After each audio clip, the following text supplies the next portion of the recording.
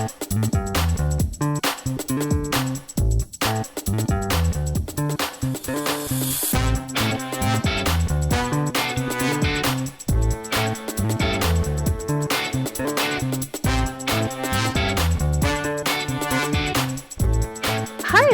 thank you for tuning in to the Postmodern Realities podcast, brought to you by the Christian Research Institute and the Christian Research Journal. I'm Melanie Cogdill, managing editor of the Christian Research Journal.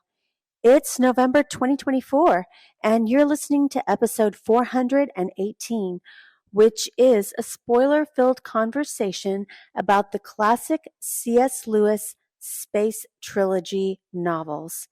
Today's guest is Cole Burgett, who is a graduate of Dallas Theological Seminary and the Moody Bible Institute.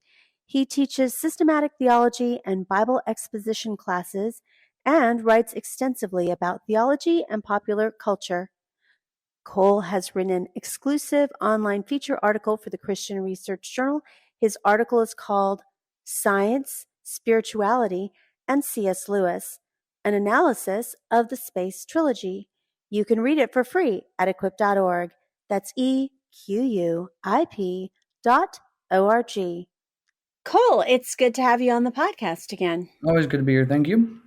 So today we're covering some maybe lesser known works to our contemporary readers that the Christian author C.S. Lewis has written. Now, C.S. Lewis is best known for probably his classic work, Mere Christianity, and also the children's fantasy series, The Chronicles of Narnia, because those are taught in school, even public school.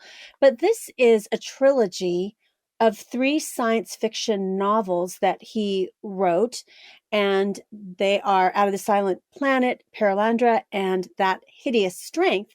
And the first book was written more than 80 years ago. So I guess my question to you to start this discussion of this trilogy is, why would Christians, or should Christians, read books that were written almost 80 years ago? I mean, how is it relevant for us in 2024? Yeah, so Christians might care about the Space Trilogy because at its core, it's not just science fiction. It's packed with themes of faith, morality, the nature of good and evil.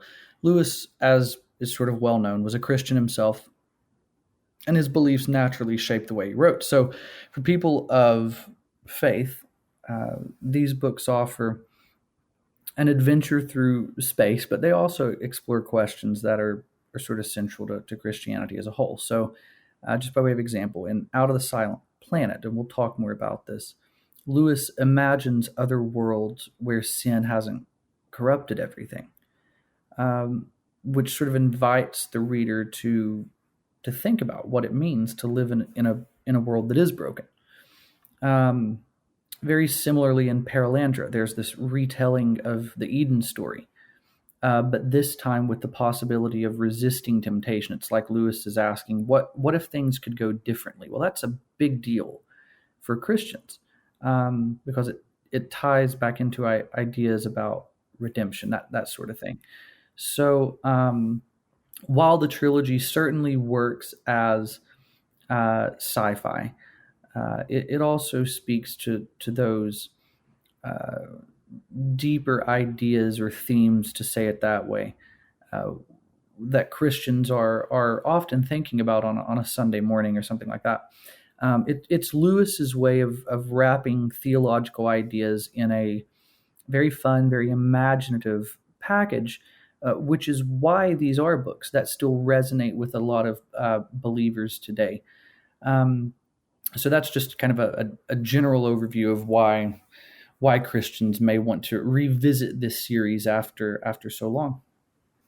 So we recently talked about the second season of The Rings of Power, which is based on Tolkien's work. So Lewis and Tolkien were friends, and they decided to write about myth and science fiction and time travel separately. But how does his C.S. Lewis mythological storytelling really is a tool or a springboard, or what he's really trying to say at a deeper level is really about Christian apologetics.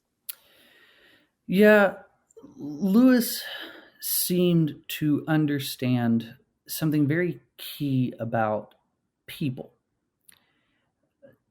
And that something makes his storytelling quite powerful. He knew that people often respond more openly to stories than to arguments. Now, we're talking about this in the context of Christian apologetics. So when someone tries to reason their way to faith, they can hit roadblocks, mental objections, doubts, that kind of a thing. And I mean, this is what Christian apologetics is, right? It's sort of figuring out where the roadblocks are, figuring out where the mental objections are, defending, in a sense, the faith, accounting for those roadblocks, that sort of thing. And there are all these different approaches to Christian apologetics, whether it's classical apologetics and evidentialism, whether it's presuppositional apologetics, fideism, that kind of a thing. There are all these different discussions and ways of doing apologetics. But what Lewis understood is that a good story, especially a myth, has a way of very naturally bypassing those intellectual defenses. Because what it does is it reaches the imagination directly, making people feel the truth before they start trying to dissect it. And this has been written about at length. We've talked a lot about this in different episodes of this podcast. But take, just by way of example, to sort of illustrate the point, take the Chronicles of Narnia. A child reading about Aslan's sacrifice might not consciously make the intellectual connection, oh, this is a parallel to the atonement of Christ. But emotionally, they experience the, let's call it the weight of sacrifice and the weight of redemption in that story about Aslan. In the same way, the Space Trilogy allows readers to experience the weight of sin and grace and redemption, but in a way that feels very natural and engaging. When Ransom's the protagonist of a couple of these books, when Ransom encounters beings on this planet Malacandra who never fell into sin, it forces the reader, even if they're not consciously aware of it, to begin reframing their understanding of what it means to live in a broken world. And what it means to live in harmony with or separated from God. What's remarkable is how Lewis uses the structure of myth to awaken that longing, what Lewis called Sehnsucht, or the inconsolable longing for something beyond this world. When I was writing about this in my undergrad, I did an undergrad thesis on a very similar subject, and it was all sort of tied in together. It is almost as if humans have this inbuilt genetic memory of Eden, a time before, that pushes us, inches us toward something greater than just what's in front of us. Lewis believed that all myths, pagan or otherwise, point in some way toward the ultimate truth of the gospel. This very concept is what converted him. He was sort of legendarily an atheist before he met J.R.R. Tolkien and another fellow by the name of Hugo Dyson. And Lewis and Tolkien and Dyson would have these walks and conversations about these topics. And Lewis, what's fascinating is that even though Lewis was an atheist, he loved mythological stories. He loved pagan myths, the Norse myths, that kind of a thing. And his mental roadblock was thinking that if I convert to Christianity, well, I can't read any more of these stories. I have to give up the things that I enjoy, not in any sort of perverse way, but just that I like. I like these stories. I don't have to give all of this up. And the profound revelation that Tolkien and Dyson communicated to him was that no. By converting, by stepping into Christianity, it recolors what those stories are doing and points you to what Lewis would eventually call the capital T, capital M true myth. Christianity has, the story of the Bible has these mythic ideas in it, but it's the myth that occurs in space, time, and history. So readers might not be ready to hear a sermon, as Lewis, at a point in his life, was very much sort of not ready to hear a sermon. But he can begin to experience, just as Lewis did through stories, the sense that the Christian narrative fulfills the deepest longings expressed in every myth humanity has ever told. Period. Full stop. And so Lewis's stories awaken a sense of wonder, which, by the way, is often missing in modern apologetics. Some could say that this is the Achilles heel of modern apologetics, because we are still very modern in our thinking. We want evidence, we want hard facts, we want empiricism, all the while stripping any sense of wonder away from the Christian experience. Many apologetic works, and rightly so, different apologetic methods and different approaches to apologetics all have a particular place in time, space, and history. I'm not taking shots at, Lee Strobel here. Lee Strobel's books work and are important for the audiences that they work and are important for, but I know people who could read it, blink, and go, that did nothing for me, still don't buy it. Many apologetic works focus heavily on evidence and logic and reason, and while those things are essential, they sometimes miss the emotional and imaginative dimension of faith, which is absolutely critical. Absolutely critical. Lewis's mythological storytelling reminds us that Christianity isn't just a set of propositions to be believed, but it is a story, one that we participate in, one that is to be lived. As I'm so fond of telling my students, the best way to prepare you to read the Bible is not to give you a commentary, which is just, Joe Bob's thoughts on what Paul might be talking about. It's not to give you a video of a pastor for you to go watch him, tear through a section of text, and that's if he's even preaching expositionally. No, go pick up a storybook, learn how plot, characters, dialogue, and narrative work, then come to the Bible, which, by the way, is 50% narrative literature. And the other 50% deals with the 50% that is narrative literature. It deals with what happens and deals with the ramifications of what happens in the percent that is narrative literature. It's a story that we have to find ourselves in. And that story resonates with us, even if we don't immediately recognize its source. This is why there is a very, if you can call it, tragic irony to the fact that there are so many out there in the world today who couldn't give a rip about Jesus, and yet they turn up to every superhero movie that comes out. They worship at the altar of the superhero, which is a very mythic concept. It's a very mythic kind of story. And there is a sort of tragic irony there that, again, I sort of characterize as this. It's this inbuilt sort of spiritual genetic memory, if that's what you want to call it, of Eden, of something that pushes us just a little bit beyond the mundane. So this is why his stories still draw readers today. They speak to a longing that only the true myth can satisfy. The first book in the Space Trilogy is Out of the Silent Planet, and that one was published in 1930.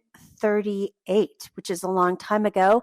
And the main protagonist character is Dr. Elwyn Ransom, who's a professor of philology at Cambridge. And then he has a nemesis, Dr. Weston, who is a physicist who is against the liberal arts and favors science and reason, etc., which is really interesting because it's similar to how culture looks at things today. Science is truth, and anything that is not science is questionable. So in this book, Lewis describes Earth as Thulkandra, aka the silent planet, and it's a world that has fallen under the influence of a malevolent being. So, what theological message do you think that C.S. Lewis conveys by presenting Earth as estranged from the divine order, compared to the rest of the universe? And how does this compare to Scripture's perspective on spiritual warfare and demonic forces? So, Thulkandra, or the silent planet, this is one of Lewis's most haunting images. What Lewis is doing here is showing that Earth's fall into sin isn't just a local problem. It's cosmic in scale. The silence of Thulkandra, and just so that people have context for this, the reason it's called the silent planet it's a term that is given to the planet by all the other beings of the cosmos. Thulkandra, or what we call Earth, is sort of designated the silent planet. It's cut off. So the silence of Thulkandra reflects the way that humanity's rebellion against God has isolated it, not only from God, but from the rest of creation as well. The idea that Earth is cut off taps into this concept of separation, the effects of sin, like how sin disrupts one's relationship with God in Genesis chapter 3. But Lewis isn't just focusing on individual sin, and this is critical. He's also showing that humanity's spiritual rebellion has wider consequences. So in the trilogy, each planet is sort of under the care of this being called an Oyarsa, or a kind of angelic being. Malacandra, Mars, Perelandra, Venus remain, let's say, in harmony with the divine order, because their Oyarsas are loyal to Maladil. Maladil is the god figure of the story, their term for this being.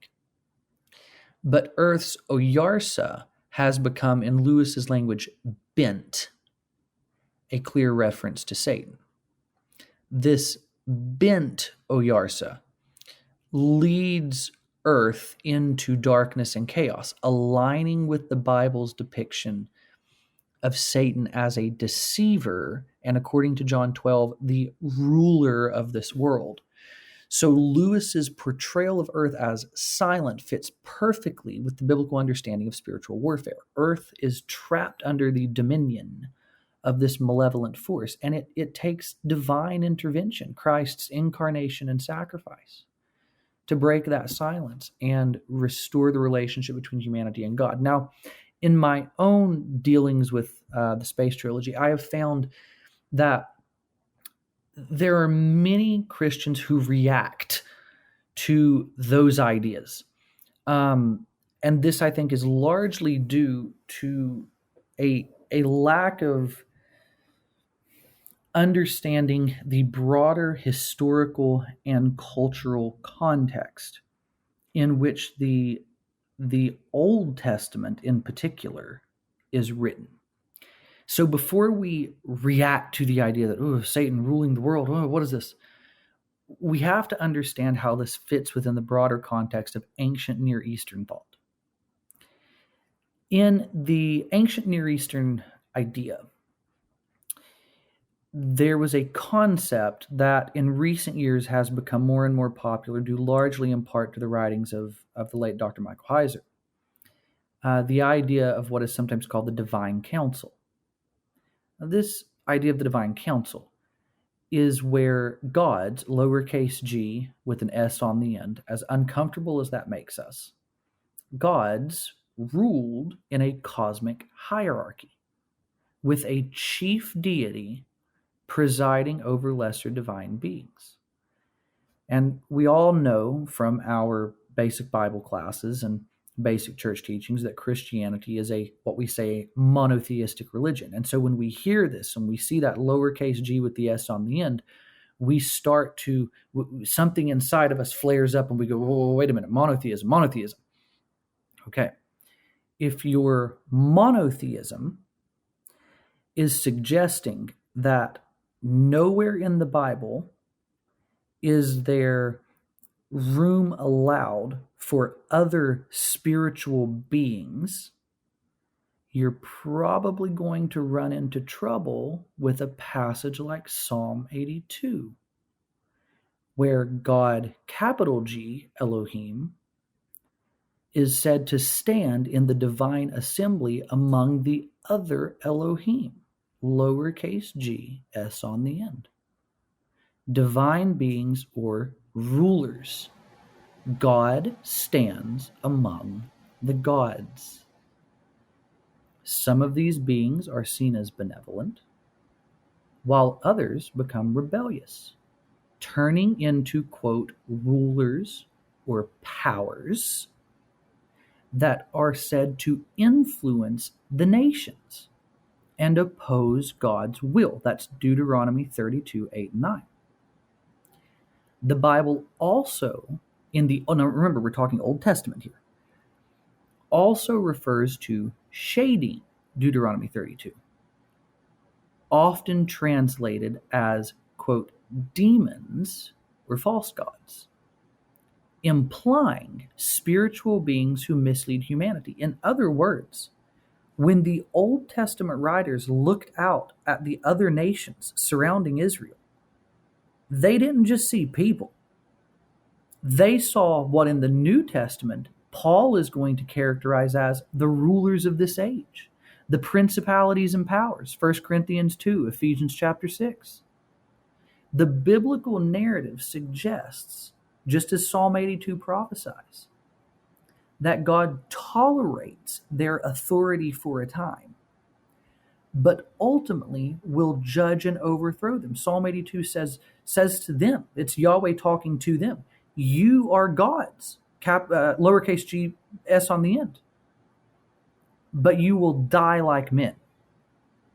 So in this way, the biblical story acknowledges a very complex spiritual world where divine beings, once part of God's counsel, became corrupted, rebelled against him, and now stand in opposition to him. And not only that, but they are rulers. They rule.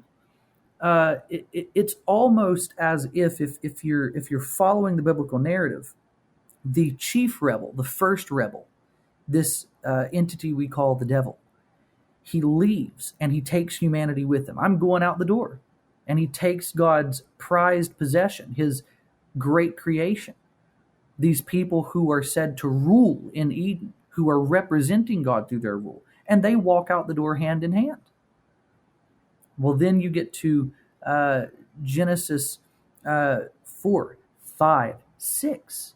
And we start to see these very strange stories about these other sons of God, these other entities that see the chief rebel go out the door and they decide they want a piece of the pie too. Then they start rebelling.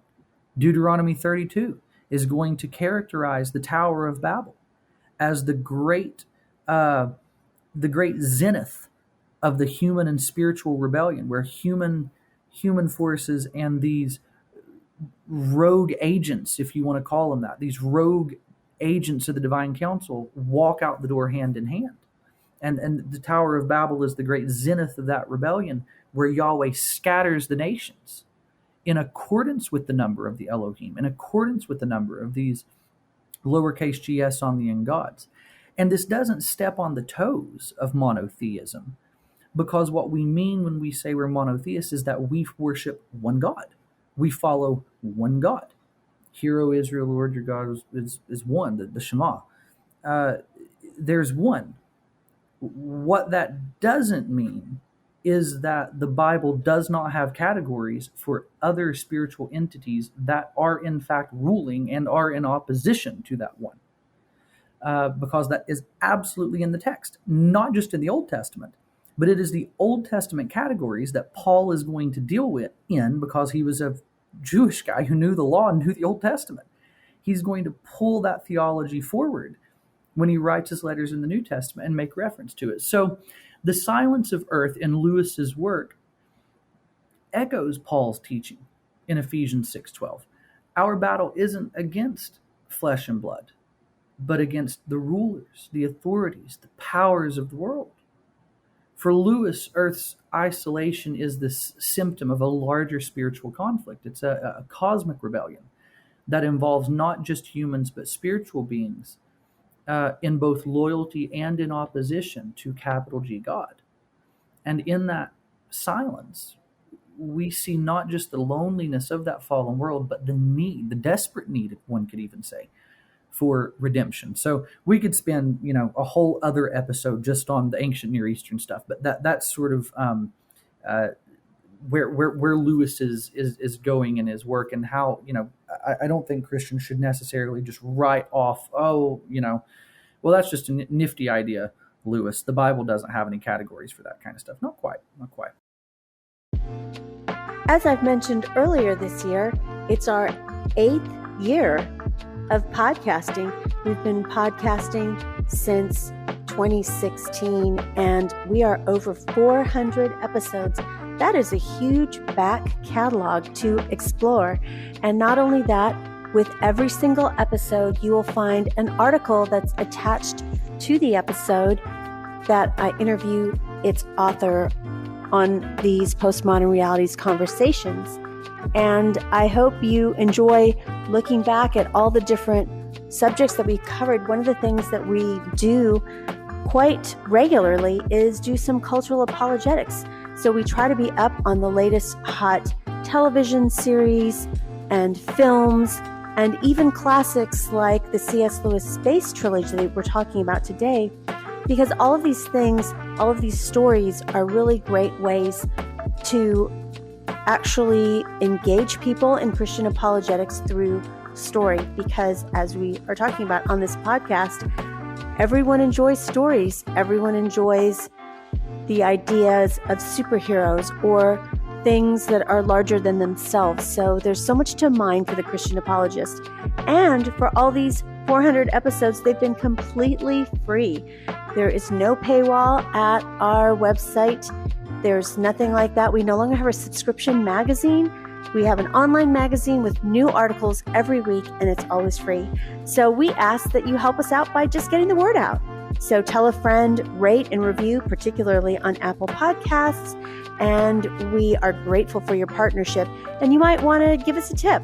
We don't have subscriptions anymore, as I've said, but we still do pay our authors because we believe all the research and in-depth writing that they do on these subjects is definitely worth their remuneration. So if you feel so led, please give us a tip at our website, equip.org. And you can do that by clicking on Journal at the top of the page, then Postmodern Realities, and then at any one of the landing pages, you will find a link to give us a tip. And literally 100% of our budget is from partners like you, people who appreciate that the work that we do here at the Christian Research Journal. So thank you for your partnership. And we are grateful for you listening and telling a friend. So now back to my conversation about C.S. Lewis's Space Trilogy with Cole Burgett. So he's doing some world building in this trilogy. And of course, based on the assumption that the Bible's story is fundamentally true, even for aliens. And we do have an article. We've done a lot on ancient aliens, and would the gospel still be valid if there were aliens? So we will link that in the show notes. But how does this world building shape the narrative, and what are the both, I'd say, advantages and challenges of, creating a science fiction universe on explicitly Christian foundations? I mean, he did that in his fantasy work for Narnia, but how is it different? He's writing to adults here. Yeah, what sort of makes the Space Trilogy unique in the genre of science fiction as a whole is that it's not just science fiction with a few Christian ideas tacked on. It's a fully realized fictional universe built on the assumption that the biblical narrative is true for all beings everywhere.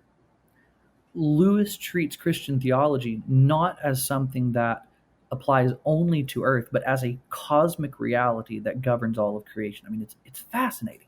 It's a radical idea, really, especially in the context of the genre, where alien cultures are so often portrayed as independent from human religion. What Lewis does incredibly well here is explore the theological implications of a universe where not every being has experienced the fall. On Malacandra, for example, the creatures have no need for redemption because they've never sinned. They live in harmony with Maladil's will, which gives the reader a glimpse of what human life might have been like without the fall. Something that's hinted at in Genesis, but isn't always explored in traditional theology. It's considered speculative theology. Meanwhile, on Perelandra, we see a version of the Eden story in real time, with Ransom, or the protagonist, playing the role of the agent trying to prevent a second fall. The advantage of this approach is that it forces readers to see the biblical story in a new light. It's one thing to hear a pastor say that sin disrupted our relationship with God. It's another to experience that disruption through the narrative of a silent planet, cut off from its creator. That emotional and imaginative engagement can sort of lead readers somewhat unsuspectingly into the gospel. Of course, that challenge is that this approach assumes a certain familiarity with Christian ideas. If a reader comes to the trilogy without any background in Christianity, they might miss some of the connections Lewis is making, but even then, the stories still resonate on a symbolic level. The themes of sacrifice, redemption, cosmic struggle, all that stuff, they're universal. And they invite the reader to begin wrestling with questions that ultimately will point them to Christ. That's the great conviction of Christianity, the lofty assertions about reality and the way things are that Christianity makes. If those are in fact true, then readers wrestling with these questions should ultimately point them toward Christ. So, who is Charles Williams, and what was his influence in the novel The Hideous Strength? And why do you think his work resonated with Lewis, even when maybe Tolkien didn't really resonate with Charles Williams' work? And how is his work a use of Arthurian mythology, and is that present in this story's apologetic narrative?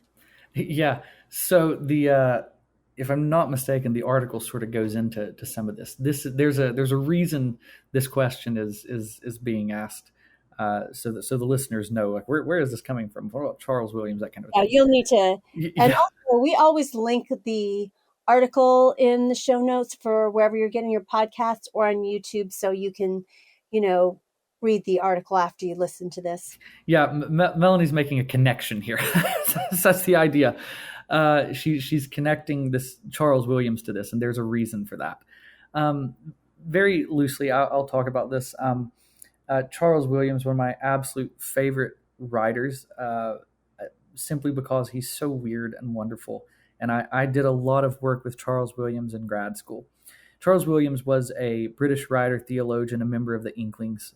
For those of you who don't know, the Inklings was a literary group that included CS Lewis and Tolkien. Williams was born in I think it was 1886. and he worked most of his life at Oxford University Press. He gained quite the reputation there as an editor and scholar. He had a hand in Dante and in having Dante's works translated, that sort of thing. He loved the Divine Comedy, that sort of thing. Williams' writing spanned a lot of genres. He wrote poetry, he wrote theology, he wrote fiction, but he's best known for what could only sort of be characterized as theological thrillers.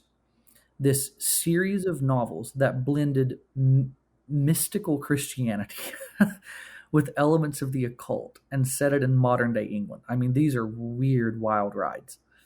But Williams' deep interest in esotericism and esoteric theology and the intersection of the spiritual and the physical worlds heavily influenced both his novels and his relationship with fellow Inklings. This is actually sort of controversial. His ideas especially left a lasting impact on Lewis, especially in how Lewis approached doing the themes of good, evil, and redemption in his own work.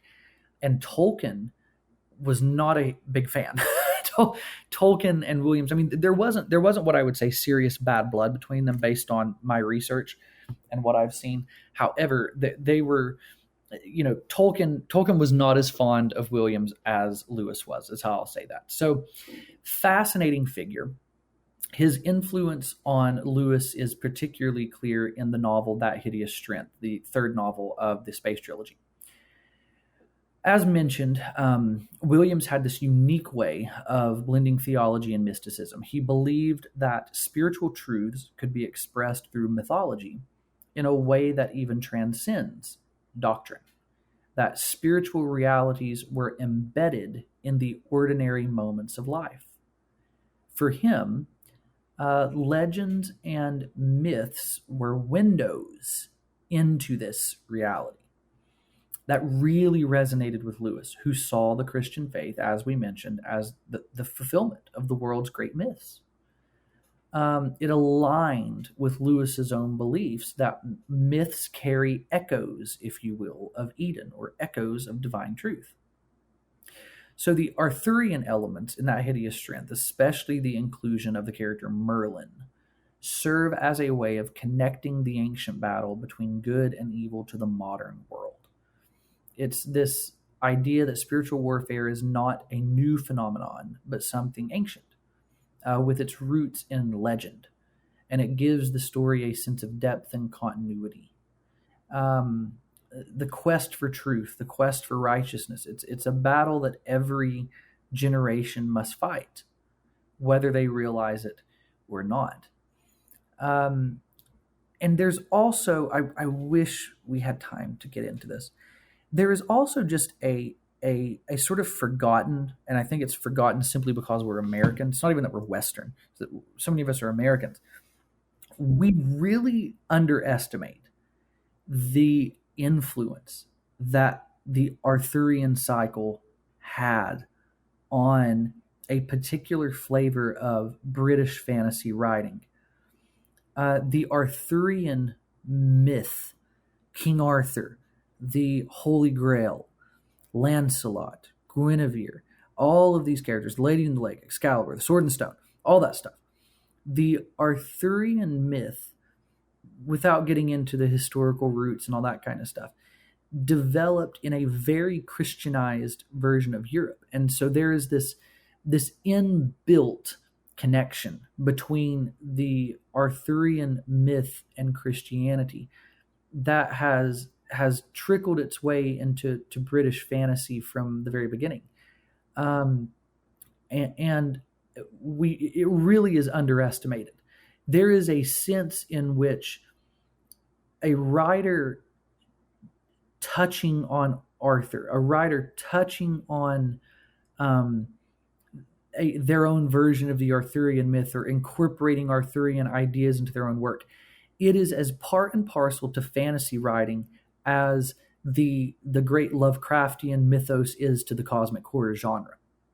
It's sort of a mark of, it's grown so far beyond its roots that it's just part of the warp and woof of the genre and the culture in and of itself.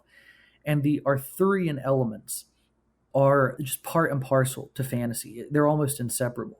And what's interesting is that there is a clear Christian connection there, because the Arthurian myth, as it developed, maintained the Christian concepts, like the Holy Grail and what that is, and that kind of a thing. So to have a work that connects in some way to Arthur, it's almost it's a badge of honor, right? It's sort of a rite of passage in fantasy literature in some ways. And Lewis got there in That Hideous Strength by way of Charles Williams. That's the influence. Why are we in the third book of a space trilogy and Merlin shows up? I mean, it just seems like a very strange thing to do. And it threw a lot of people. It threw Tolkien himself. Tolkien wasn't as enthusiastic about Williams' work. He thought that Williams's mysticism was too esoteric and didn't fit comfortably within the boundaries of Christian orthodoxy. Tolkien would go as far as say that Charles Williams ruined Lewis's Space Trilogy because of what happened in That Hideous Strength. But it was Williams's influence that helped Lewis explore the intersection of myth and theology in ways that added a real richness to his storytelling. And the Arthurian connection complicates the apologetic narrative, but in a good way, because it forces readers to begin thinking about how spiritual truths, or just truths in general, manifest themselves across different cultures and times. And Lewis wanted to explore that, and that influence came as a result of Charles Williams. So I do have an advantage over our listeners, is that I've already read the article. So in your article, you compare C.S. Lewis' portrayal of the dangers of scientific hubris, really, to Michael Crichton's Jurassic Park, which is interesting. As I said at the top of this entire interview, we tend to think in modern day society that anything scientific is only good and should be really worshipped, and anything that is outside of that, spirituality, is people poo-poo that, right? And it's kind of makes its way into this series. So how does Lewis's Christian perspective differentiate his critique of, scientific hubris from other, let's say, secular narratives that you mentioned, like Michael Crichton and Jurassic Park? So this idea of, we'll start a little broader and then we'll go narrow. In the broad sense, this is the idea of forbidden knowledge, right? Things like the myth of Prometheus warn against overreach, warn against human hubris. And this became especially important in modernity. I mean, Mary Shelley's book Frankenstein carries the subtitle The Modern Prometheus. And those two words, modern and Prometheus, are intentionally picked. They're put next to each other for a reason. This idea of the warning, right? Well, be careful of overreaching. Be careful of hubris. That's a mythic idea that you can trace right back to Eden, the forbidden knowledge, right? Don't overreach. Don't step outside the bounds. Don't do that. Those strands, because they are mythic, because they are there from the beginning, because they are just part of the warp and woof of storytelling, have worked their way into a lot of stories. I mean, you can count, you're going to run out of fingers and toes real fast about how many movies we watch that offer this, be careful with technology, sort of moral to the story, if you want to put it that way. I mean, think Terminator, think Jurassic Park. I mean, those stories are, in a sense, all about the Matrix, technology, AI, run amok, that kind of a thing. But what sets Lewis's critique apart is that he's not just warning about the unintended consequences of technology. He's warning about a spiritual problem. In That Hideous Strength, this group called NICE, N-I-C-E, The NICE isn't just a group of scientists making mistakes. They're actively engaged in a kind of rebellion against God. They want to reshape humanity and the world according to their own vision with no regard for the divine order, which echoes the story of the Tower of Babel. It's the humans in active, willing rebellion against God, attempting to elevate themselves to God's level, which, comes back in Revelation, comes back in the book of Revelation. It's always sort of that great question that we get, well, the events of Revelation, however you square that in your theology, when Jesus is returning and things like that, are people not going to get clued into this? And how are people still going to rebel? Well, I mean, the text is fairly clear. They're going to understand what's happening, and they actively choose to go against it. It's just like the Tower of Babel all over again. And Lewis is picking up on that here.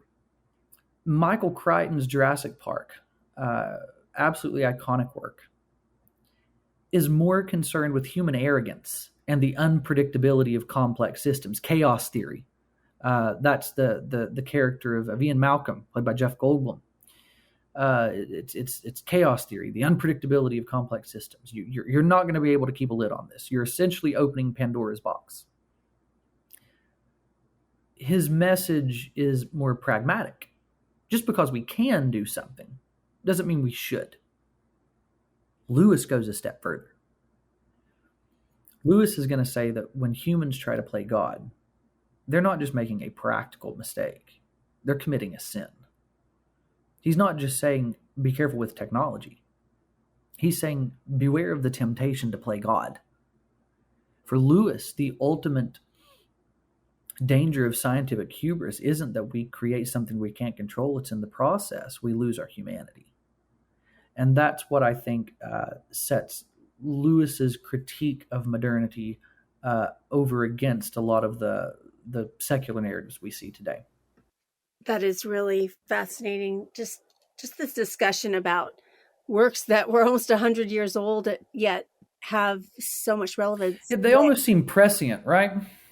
Some of the things that he suggests are almost like prophetic. Like he was worried about these things in the 1930s and 40s, and they're just, that's what we deal with today. So Lewis critiques secular humanism for leading to moral relativism and, empty spirituality, particularly in That Hideous Strength. So how can these critiques, just like we were saying, be used to address contemporary issues we have right now? Because, like I said, it still feels really relevant to what is going on in the world today. Oh, absolutely. I mean, Tolkien's opinion aside, did Charles Williams ruin That Hideous Strength? In a way, That Hideous Strength is the most, as you're suggesting, almost prophetic work that Lewis has. And I think that is actually due to the influence of Williams, because I think Williams was sort of ahead of his time, and he saw the world through slightly skewed eyes. That, the best thing I can say about Charles Williams is just go read the guy's book. If you've never read Charles Williams, read the book Descent into Hell. A very good professor told me to read that book. I was having a particularly bad go of it in undergrad, and I was recommended the novel Descent into Hell, and I read it, and it sort of was like that same experience I've told you about of going to see The Witch. It scours your soul, right? Descent into Hell really scours the soul, and with a brush, a really ruthless brush. And so if you don't know anything about Williams, you're never going to understand what I'm talking about unless you just go read the book itself. And so it was Williams' influence on That Hideous Strength that made Lewis's ideas so prescient, I would say. Lewis saw that when a society abandons belief in objective truth, it inevitably slides into moral relativism. And when there's no higher standard to define what's right or what's wrong, power becomes the only thing that matters. And I don't think it takes a person with a PhD to listen to the narratives that are being spun and have been spun for the past 20 years. I mean, I'm not going to talk politics, but like on my phone now, anytime I click on YouTube, because it is the year that it is and the time of year that it is, everything I see is a political ad. Everything I see is a political advertisement, muckraking as they used to call it. The narrative is about power. Well, this person can't have power. This person can't have power. If this person has power, we're done. Power, power, power, power. And you see it every time you turn around. When there's no higher standard to define right and wrong, power becomes the only thing that matters. The only thing people talk about. It's the only thing people care about. The cultural shift in this country that's taken place over the last half a century has everything to do with power, has everything to do with power plays, has everything to do with theories about how power is attained, all of the developments in social sciences and social studies. It's a hermeneutic of power in culture and in society. This is exactly what we see with the NICE and That Hideous Strength. They justify their actions, no matter how cruel or dehumanizing, because they believe they are advancing progress. It's a question of marching forward and power, and not being facetious about it, but really, morals be damned.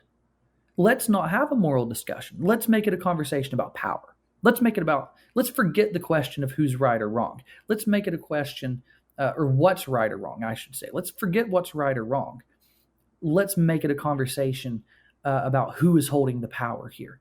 Let's make it a conversation about rights rather than a conversation of morality, which I think you don't have to stretch very far to see the conversations relevant in this culture today that do exactly that.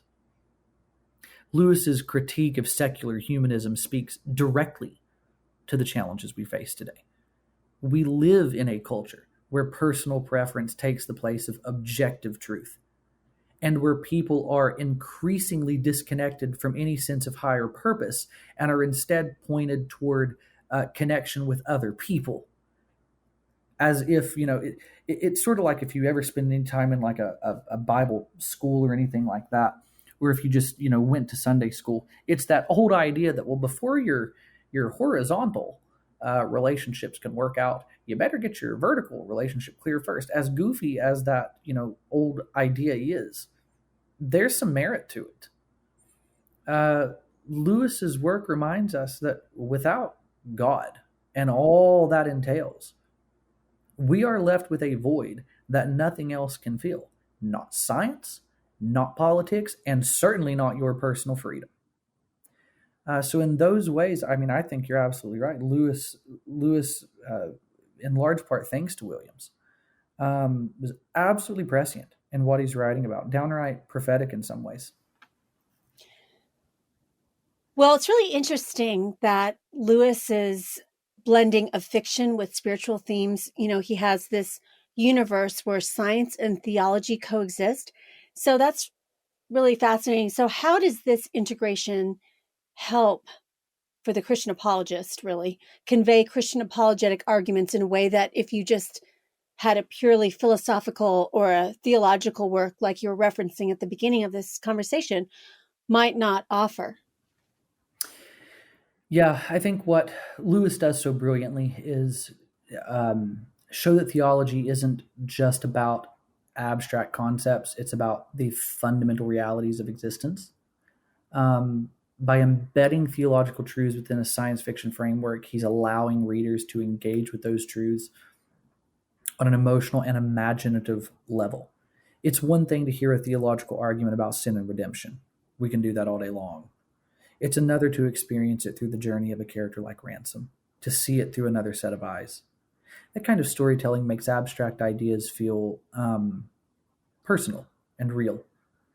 And what makes Lewis's work so effective as apologetics is that it engages both the mind and the imagination. There's so much potential here. as people become more interested in spirituality and mythology, because that is where things are going. Let's be real clear on this. The Enlightenment project failed. It failed in the 20th century. All of this marching forward in the good name of progress is also, the century that decided to give us the atomic bomb. This is what, anybody who saw Oppenheimer, it's kind of what this was about. What I was going to say, it's really interesting you're talking about mythology and spirituality and people becoming more interested in, like, they wouldn't read the Bible, but they go to every superhero movie. It's kind of like the Star Wars universe. Like, George Lucas used to employ a guy who almost was like the theologian of Star Wars. He had to track every single connection, every single story or novel. And it's almost like people are approaching some of these mythologies, even if they're not Christians, like Tolkien, with this kind of searching for some spirituality or finding their religion in these universes. Marvel, Star Wars, Lord of the Rings. Yeah, absolutely. The trajectory of movies alone refutes the ideas that were absolutely critical to modern thought. I don't say modern like meaning right now. I say modern in the philosophical sense. Modernity, that era, right? We would say that we're postmodern people, and we've talked about this before. I despise this term postmodern. No, we're not. We're not postmodern. We haven't moved beyond modernity. Science is still the god of our age. We've moved beyond secularism, which walks hand in hand with modernity. We are still as empirical as ever. We want our facts. We want our evidence. We want that kind of stuff. What we've moved beyond is secularism. We've moved beyond the idea that was inherent to secularism and modernity, which said, in order for people to have progress, you have to jettison those old fogey ideas of spirituality, of religion, of mythology, those kinds of things. This is why when Gene Roddenberry created Star Trek, there were no gods, there were no religions in Star Trek, because at least initially, because the idea is that Gene Roddenberry was such a modern thinker that he thought, oh, well, in 150 years, we're not going to have religion. We're going to leave all that old stuff behind. Now, irony of ironies, there's religion in Star Trek. We talked about Strange New Worlds or Discovery at one point on this, very early on in this podcast when I first started getting to know you guys. And, Christopher Pike, who is a wonderful, wonderful character in Star Trek, his family, like his dad was a religious scholar or something like that. And so these ideas of religion are now like, it's part of the characterizations, and they're things that people talk about in Star Trek. And it's like, look, this is so far from what Roddenberry at least envisioned initially. But what it does is it refutes that idea. It refutes that very idea that people are just going to leave this crap behind. No, that's not what happened at all. In fact, the superhero movie takes off. We run to our comic book stores. We get invested in these mythologies now, and continuities and all that kind of stuff. So people become more interested in spirituality and mythology. What that means is that people, like, they will believe in science and evolution and reject Christianity, yet they believe in fairies and all kinds of other things. Like, they will literally study Klingon. Right. Right. And what's funny about this is there is a measure of inconsistency there. And I think this is the kind of thing that would drive the purely left brain systematic theologian crazy, trying to do apologetics, because they're just constantly trying to follow someone's line of thought, and it's constantly contradicting itself, and they're tying themselves in knots trying to understand what people believe, because there really is a serious inconsistency to it. What that means, though, is that Christian apologetics has an extremely unique opportunity. And that would be my encouragement to the apologists, just my encouragement to people in general. Don't run from you can't even really call them atheists anymore, because atheism was a very short-lived kind of boom for a period of time. If you go to the street, I would go through this with my students.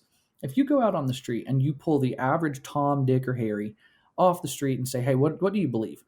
The chances of you finding somebody who is able to marshal, based on modernistic thinking and empirical evidence, a reason for why there is no God, i.e. the atheist, is really slim. you're going to find, chances are, what we call an agnostic. Somebody who goes, I don't know. Maybe it's this, maybe it's that. Everybody's got a piece of the pie. Maybe nobody has a piece of the pie. I don't really know what to believe. That's more than likely what you're going to find. Don't run from that person. Don't run from that person. Because chances are that person, based on the numbers, at least they were a couple of years ago, were shelling out money to go to Endgame. A lot of money to go to Endgame. The Avengers film. Christian apologists have a real unique opportunity to engage with those interests. Lewis's approach shows us that storytelling, just stories, movies, books, can be a really powerful and effective tool for communicating the gospel. In fact, it may be the most powerful tool we've got. The themes he explores, sacrifice, redemption, battle between good and evil, all that stuff, resonate with people because they reflect the deepest truths of the human experience. And the Space Trilogy 100% offers a way into these conversations. And I also think the Space Trilogy, there's probably, for sure, ideas that he brings up in his other classic works, like Mere Christianity and some of his other nonfiction works, his philosophical work, and that could draw people into liking Lewis to maybe be open to reading Mere Christianity. Oh, absolutely. 110%. I would even say that, a lot of people will characterize the Chronicles of Narnia as Lewis's, let's call it his magnum opus. Yeah. I actually am going to suggest that work is Till We Have Faces, which is subtitled A Myth Retold. And it's easy to see why. I think Lewis himself probably even considered Till We Have Faces to be his most important work.